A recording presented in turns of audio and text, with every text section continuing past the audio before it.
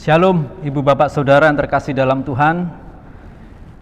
Bagaimana kabarnya saudara sekalian? Kesempatan ini saya berdoa supaya Bapak Ibu semua, saya yakin diberi berkat damai sejahtera oleh Tuhan Allah di dalam Yesus Kristus Tuhan kita, dan diberi kesehatan sehingga saudara dan kita sekalian bisa bersama-sama di dalam firman Tuhan yang akan bersama kita renungkan.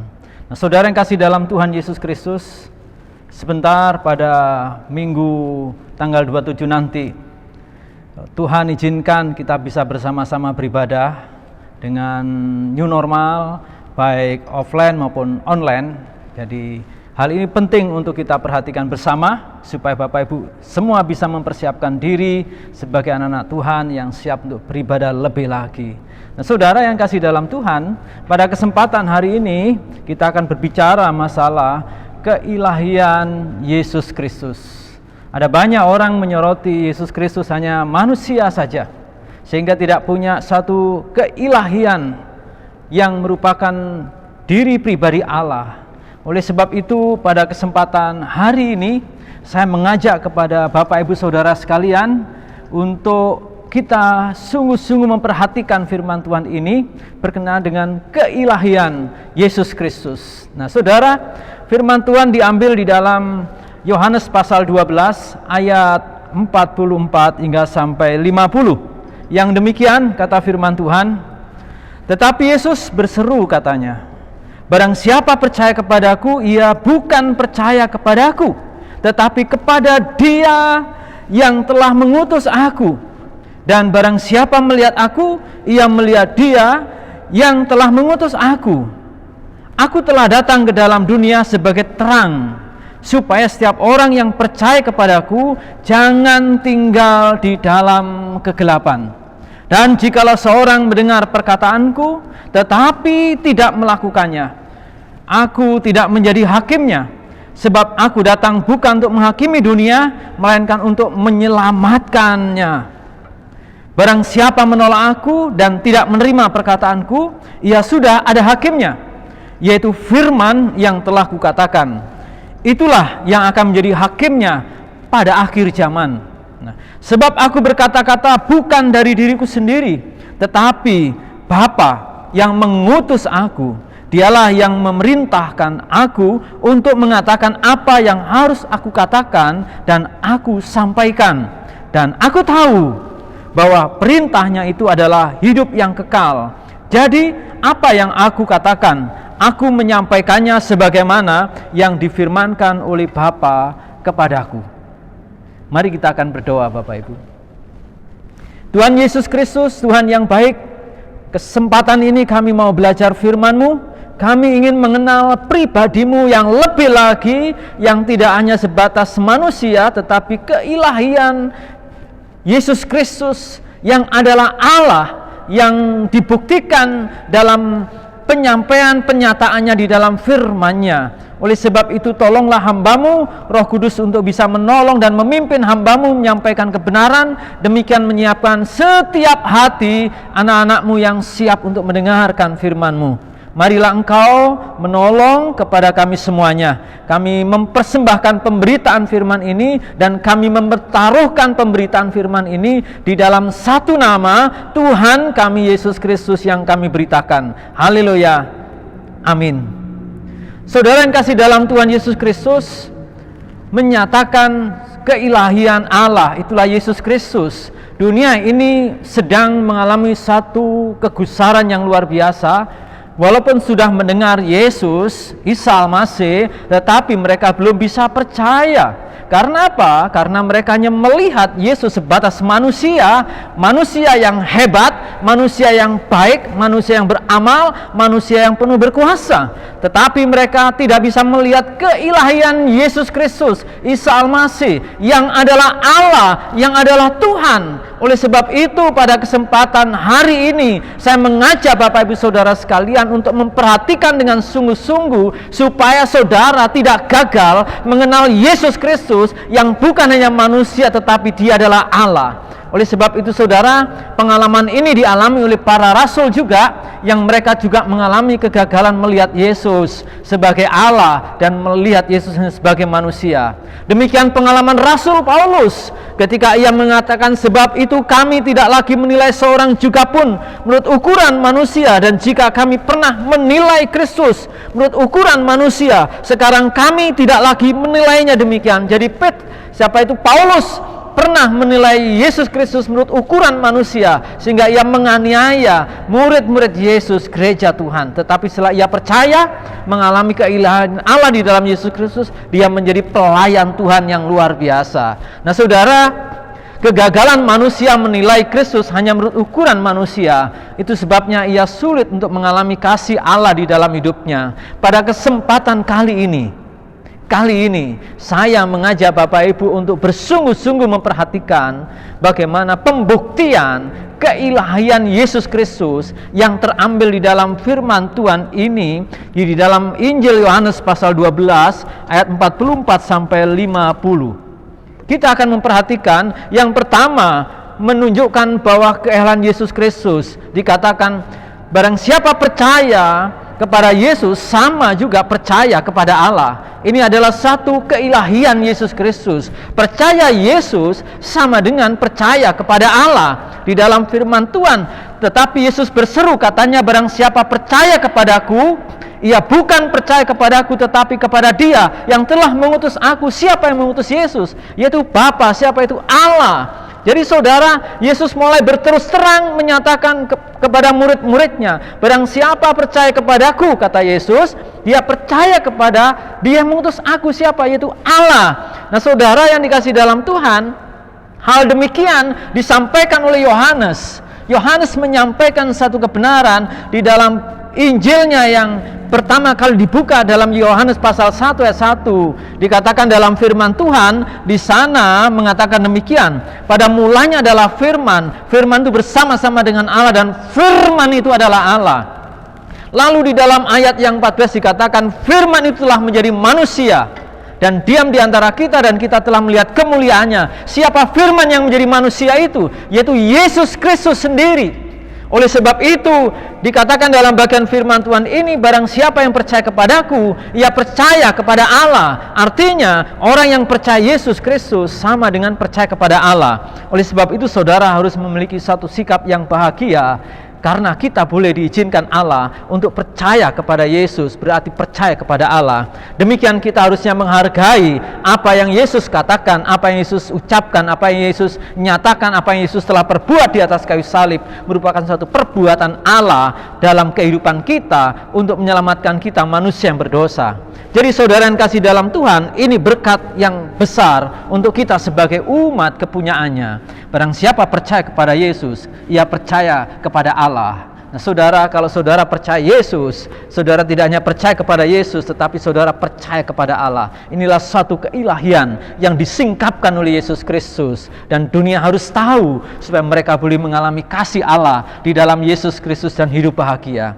Saudara, bagian yang kedua saudara, pembuktian. Jadi segala sesuatu tanpa pembuktian adalah satu nol saudara, tidak ada artinya. Pembuktian yang kedua saudara, Yesus tidak mengatakan barang siapa percaya kepadaku, ia percaya kepada Dia mengutus aku, tidak. Tetapi Yesus tidak hanya sebatas itu mengatakan, tetapi dalam bagian yang kedua, barang siapa melihat Yesus, ia melihat Allah. Di dalam ayat 45 dikatakan dalam firman Tuhan, dan barang siapa melihat aku, ia melihat Dia yang telah mengutus aku. Siapa sekali-kali yang mengutus Yesus? Yaitu Allah sendiri. Nah saudara, barang siapa melihat aku, kata Yesus, ia melihat Allah. Pasti ini menjadi satu persoalan yang sulit dalam hidup manusia pada zaman itu. Murid-murid Yesus pun mengalami satu kesulitan.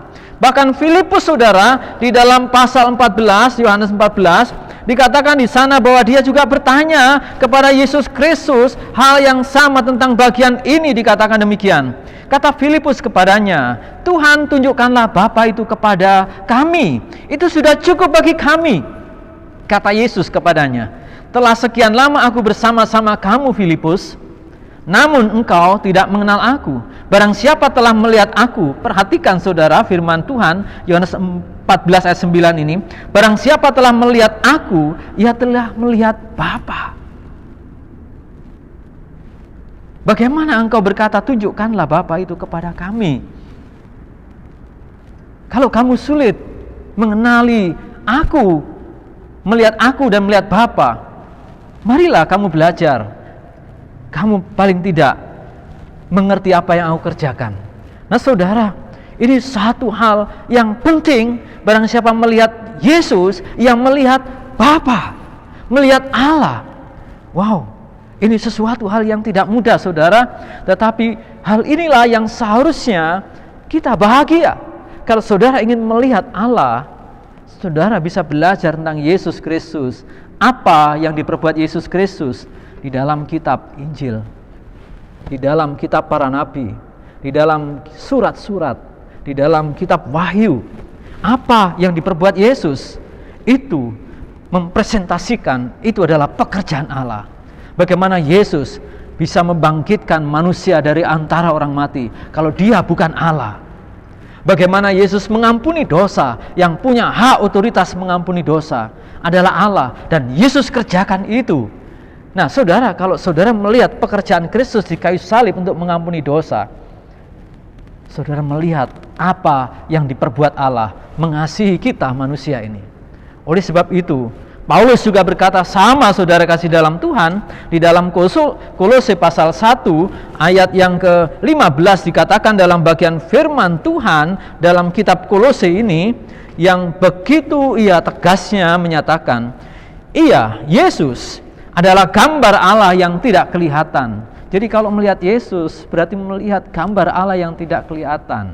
Artinya melihat Allah yang sulung, yang lebih utama dari segala yang diciptakan.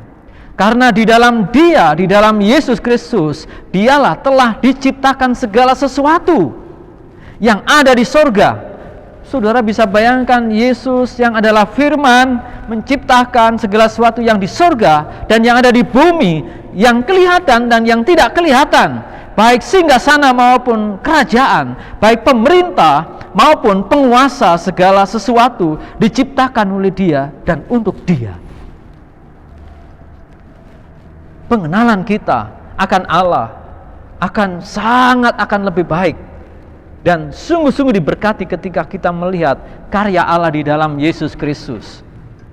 Hal inilah yang seharusnya kita sungguh-sungguh yakini sebagai anak-anak Tuhan, sebagai anggota gereja, sebagai murid-murid Yesus. Kalau saudara melihat Yesus, saudara melihat Allah. Apa yang diperbuat Yesus di dalam Alkitab ini? Itulah yang diperbuat Allah. Kita bersyukur punya Allah yang demikian luar biasa.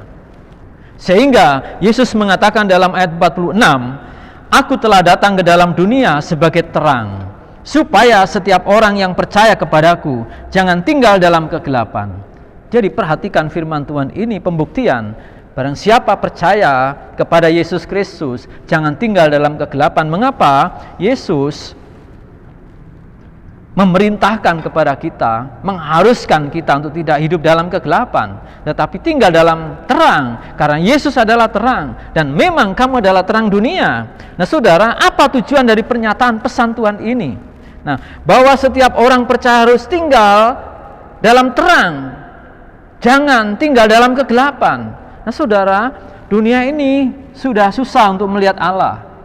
Nah, kalau orang-orang percaya kepada Allah di dalam Yesus Kristus, gak hidup di dalam terang, dunia akan sulit melihat Allah di dalam Yesus Kristus.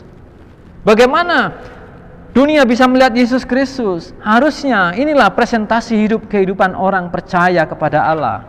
Ini adalah tugas gereja, ini tugas kita sebagai anak-anak Tuhan, mempresentasikan hidup Allah di dalam Yesus Kristus yang kita imani, dengan cara kita hidup di dalam terang Tuhan. Sekarang kita sedikit mencicipi pengenalan kita akan Allah melalui Yesus Kristus. Bagaimana sikap Yesus terhadap dosa? Yesus serius menangani dosa. Dia berkata tidak dengan dosa. Dia mengasihi kita manusia yang berdosa ini, dan Dia menyelesaikan masalah dosa kita di dalam tubuhnya di kayu salib. Dan Dia bangkit dari antara orang mati. Untuk apa? Untuk membenarkan kita orang percaya. Oleh sebab itu mari kita hidup dalam terang firman Tuhan.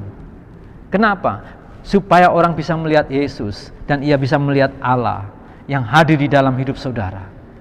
Ketika kita dan saudara, saya melakukan kejahatan, orang bukan melihat Allah, tetapi melihat iblis dalam hidup saya. Kenapa? Karena saya melakukan kejahatan. Karena saya tinggal dalam kegelapan. Demikian kalau saya melakukan hidup yang benar, yang memuliakan Allah, maka dunia akan melihat Allah di dalam hidup kita yang tinggal dalam terang Tuhan. Anehnya, banyak Kristen yang masih hidup dalam kegelapan, sehingga dunia semakin sulit melihat kebenaran Allah. Hal yang terakhir saudara dalam bagian firman Tuhan ini, kita akan belajar bagaimana pembuktian keilahian Allah, keahlian Yesus Kristus, bahwa Dia adalah Allah. Dia menyatakan dalam firman-Nya, tidak hanya barang siapa percaya kepadaku, dia percaya kepada Allah. Dia sesungguhnya percaya kepada Allah. Barang siapa melihat aku, sesungguhnya ia juga melihat Allah. Tetapi bagian akhir ini, dan dia membuktikan keilahiannya yang luar biasa, hal yang sangat luar biasa dan besar, dia sampaikan dalam bagian firman Tuhannya. Dalam ayat 46 sampai 48 dikatakan, jika ayat 47, dan jika seorang mendengar perkataanku tetapi tidak melakukan, aku tidak menjadi hakimnya, sebab aku datang bukan untuk menghakimi dunia, melainkan untuk menyelamatkannya. Barang siapa menolak aku dan tidak menerima perkataanku, ya sudah ada hakimnya, yaitu firman yang telah kukatakan. Itulah yang akan menjadi hakimnya pada akhir zaman. Jadi saudara, sekarang berlangsung penghakiman atas dunia ini. Di dalam pasal 12 ayat yang 31 dikatakan dalam firman Tuhan, sekarang berlangsung penghakiman atas dunia ini. Sekarang juga penguasa dunia ini akan dilemparkan keluar. Artinya ini berbicara kesiapan Yesus untuk disalibkan. Itu adalah penghakiman. Dan sekarang telah terjadi dan terus terjadi hingga sampai pada akhirnya, pada akhir zaman global, semua orang akan mendapat penghakiman daripada Allah di dalam Yesus Kristus melalui firman-Nya. Nah, siapa penghakim ini saudara yang kasih dalam Tuhan? Di dalam firman Tuhan juga dikatakan dalam 1 Korintus 5 ayat 10, sebab kita semua harus menghadap takhta pengadilan Kristus. Bagi orang yang percaya, ini satu berkat yang luar biasa. Yesus Kristus yang adalah hakimnya. Jadi firman Allah yang menghakimi, firman Allah yang menjadi manusia, yaitu Yesus Kristus. Memang ketika Yesus datang ke dunia pertama kali, Dia datang untuk menyelamatkan manusia dari dosa, tidak menghakimi. Tetapi kelak kedua kali, Dia akan menghakimi manusia dalam kemuliaannya, dalam keagungannya. Nah, oleh sebab itu, mari kita sebagai anak-anak Tuhan hidup yang benar di dalamnya. Namun dalam satu bagian ini juga, di dalam Roma pasal yang ketiga ayat 34, satu perkara yang penting, di mana Yesus juga menjadi hakim, tetapi dalam sisi yang lain, Yesus menjadi pembela bagi orang yang percaya. Wow, keren saudara. Ini sesuatu hal yang besar. Di dalam kitab Roma pasal 8 ayat 34, dikatakan di sana bahwa Yesus adalah pembela kita. Yesus yang adalah hakim, Dia juga menjadi lawyer kita, menjadi pembela kita. Ini kebahagiaan yang luar biasa. Jadi jelas maksud firman Allah yang menghakimi adalah Yesus Kristus itu sendiri sesuai dengan firman yang Ia sampaikan. Jadi kalau seseorang mendengar berita Injil gak percaya kalau Yesus itu Allah, Yesus itu manusia, bahkan Yesus itu mati di kayu salib, bahkan Dia bangkit, dan orang menolak pemberitaan Injil, maka orang itu akan mendapat penghakiman daripada Allah. Dan firman itu sendiri yang menghakimi, dan firman yang menjadi manusia yang akan menjadi hakimnya, yaitu Yesus Kristus sendiri di akhir zaman. Walaupun saat ini pun sedang terjadi penghakiman, di mana orang lebih suka hidup di dalam kegelapan daripada di dalam terang. Nah saudara, dalam menghadapi penghakiman yang besar itu, mari kita bersungguh-sungguh mulai mempersiapkan diri hidup kita untuk mengalami kasih karunia yang besar di dalam Allah. Nah saudara, dengan mengenal dan mempercayai keilahian Yesus Kristus yang adalah Allah, sesungguhnya kita menjadi orang yang beruntung. Sesungguhnya kita menjadi orang yang berbahagia. Sesungguhnya kita menjadi orang yang sangat diberkati oleh Allah ketika Bapak, Ibu, dan saya mengenal, percaya kepada keilahian Yesus Kristus yang adalah Allah. Seharusnya saudara, Hal demikian kita bicarakan dalam persekutuan di rumah, di keluarga mojang saudara masing-masing. Seharusnya hal demikian. Mari ketika saudara bersekutu hari Jumat di mojang, saudara membahas ini. Saudara sebagai ayah menceritakan pengalaman hidup Anda dengan firman Allah, dengan Yesus Kristus. Anak-anak juga demikian, istri juga demikian. Marilah berbagi. Dengan demikian kita boleh menanamkan, menaburkan pengalaman hidup firman Allah yang terjadi dalam kehidupan saudara, bahwa Yesus itu tidak hanya manusia saja, tetapi dia juga Allah. Dan kita sedang belajar di situ, dan manusia dunia ini sedang menolak itu. Tetapi kita diberi satu tugas yang besar untuk menyaksikan kepada dunia. Di hari Minggu setelah ibadah, saudara bisa membicarakan firman ini dengan keluarga Anda. Saudara bisa mengambil satu komitmen untuk taat kepada firman Tuhan, membaharui hidup dengan firman Allah. Di hari Jumat kemudian saudara bisa berbagi di keluarga mojang saudara, bersama anak, istri, orang tua saudara. Hal ini tentunya harusnya menjadi kekuatan saudara dalam berumah tangga. Saya percaya rumah tangga Anda akan menjadi kuat menghadapi hari-hari di akhir zaman ini, ketika kita mau hidup dalam kebenarannya. Renungkanlah perkara ini. Renungkan dan pikirkan dengan baik. Apakah saudara percaya akan keilahian Yesus Kristus yang adalah Tuhan Allah? Berbahagialah saudara kalau saudara mengalami itu. Ketika saudara percaya kepada Yesus, sesungguhnya saudara percaya kepada Allah. Ketika saudara melihat Yesus Kristus dalam pengajaran firman ini, saudara sedang melihat Allah. Berbahagialah saudara enggak melihat, namun percaya. Dan saudara, di saat penghakiman nanti ada pembela yang luar biasa, yaitu Sang Hakim itu sendiri, yaitu Yesus itu sendiri. Oleh sebab itu, mari kita percaya, mari kita bersukacita untuk terus memberitakan kasih Allah di dalam Yesus Kristus, bahwa Dia adalah Allah. Tuhan Yesus memberkati, dan mari kita berdoa.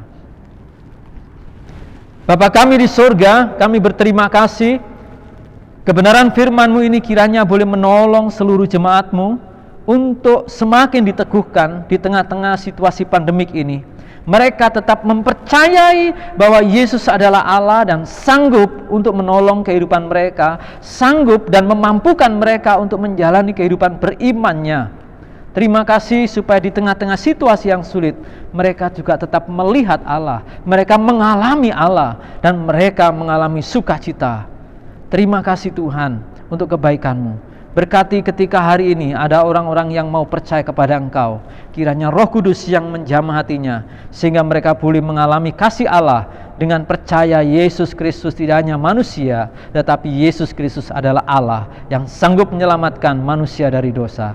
Di dalam nama Tuhan Yesus Kristus, hamba-Mu berdoa, hamba-Mu mengucap syukur, dan hamba-Mu mohon berkat bagi sekalian orang-orang yang mendengar firman ini dengan sungguh-sungguh. Di dalam berkat Kristus Tuhan, hamba mengucap syukur dan berdoa. Haleluya. Amin. Tuhan Yesus memberkati Bapak Ibu Saudara. Haleluya.